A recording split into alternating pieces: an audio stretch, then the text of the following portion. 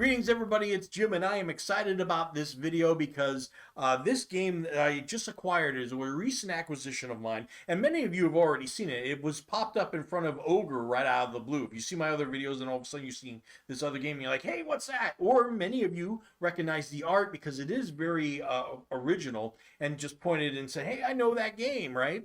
And it's a fun game by itself, but the thing is it's also a perfect prop for a role-playing game. It fits the mood and the feel. It's very easy to jump into, and that way you can do your gambling checks, maybe some sleight of hand. And I'm going to be talking a little bit about role-playing games here too, as well as the game, just to talk about how to implement that into role-playing games. But also, 10 minutes before I made this video, I was getting some images ready, and lo and behold, somebody tried to put a new coat of paint on it. Not new artwork, just some other rules that change it into a social deduction game. So I'm kind of excited about that. So today, I'm going to be talking to you about why you should be playing Dragonmaster.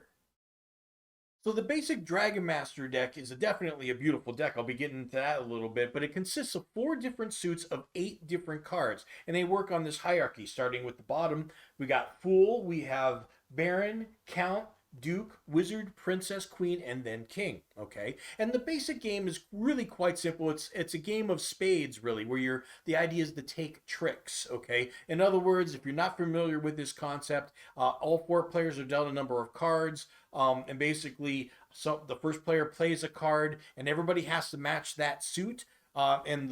If they can, and then any other card if they can't, and then the person with the highest card of the original suit gets that set, otherwise known as a trick. Okay, and the person that wins the most tricks by the time everybody gets rid of the cards wins the round, or maybe even that game. Okay, and it's simple enough. That's really it, and something you can dive right into.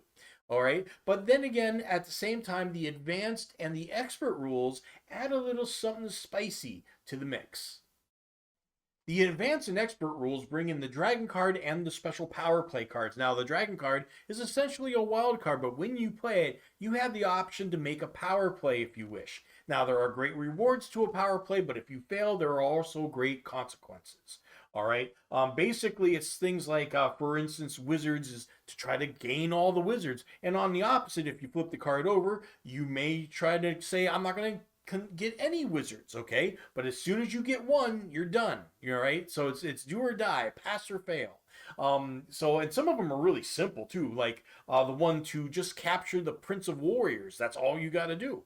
And you'll gain a lot of crystal if you do, however. But the thing is about these crystals, this is a cool thing. It's just part of the aesthetic beauty of this game. At the end of every round, you gain a number of these crystals. And of course, they mean different denominations. You could use poker chips, or you could use Magic Gathering tapstones, whatever. But the next point I'm about to make is what makes this game so special, and that is the artwork. Now, anybody that's been watching my videos for any length of time will know that my heart goes out to those game companies who are very eager, but their budgets are meager, right? As long as the production values are decent, I'm okay with it, all right? You don't have to go over the top. Matter of fact, there's plenty of games out there that are humongous production values, but yet the game is kind of right? But the thing is, this game, it's a game of tricks, right? It's a game, it's spades, and that's fine.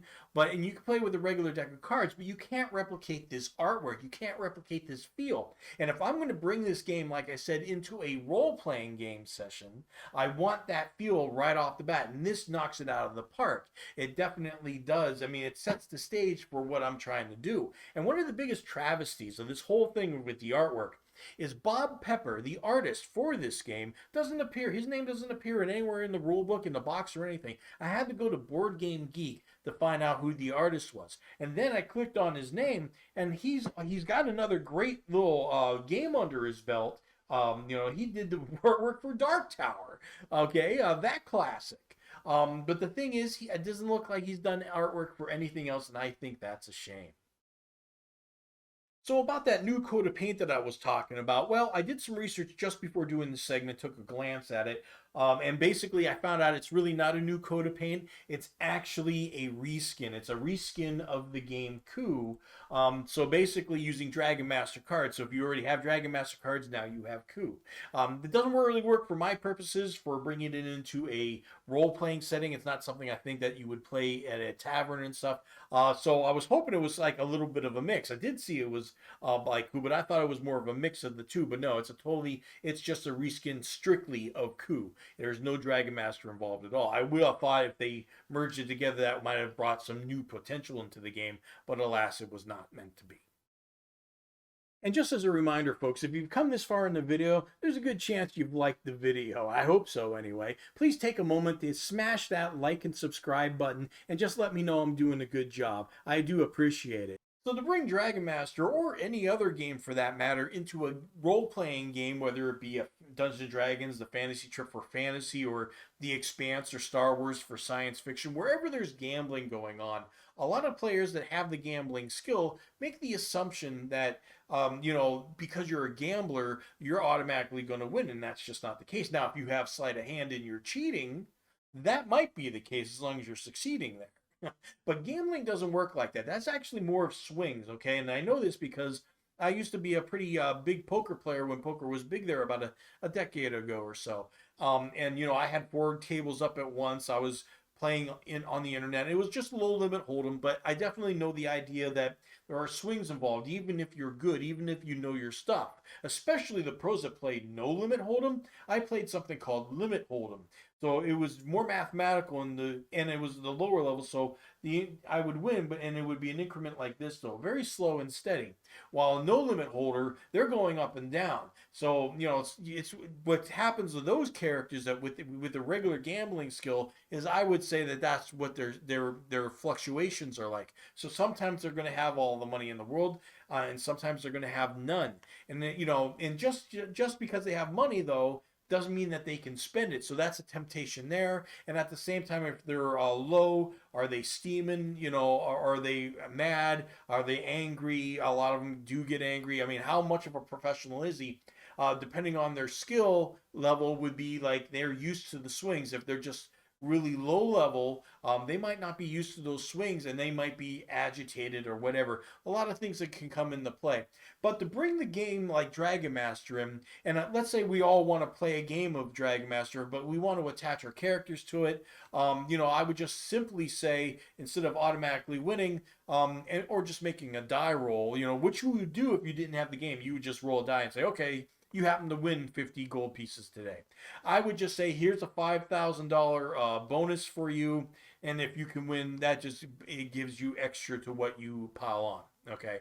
So it's just really as simple as that. Just a little handicap is what I would suggest to you for bringing your games or Dragonmaster into any role-playing session. But folks, that is Dragonmaster. I do suggest you get it on eBay. It's about $30.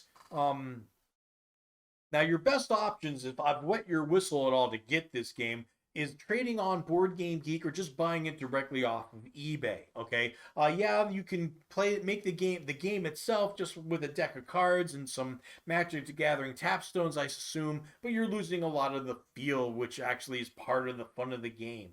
There are some alternate artwork cards on Board Game Geek, but they just don't have the same feel as Bob Pepper artwork at all.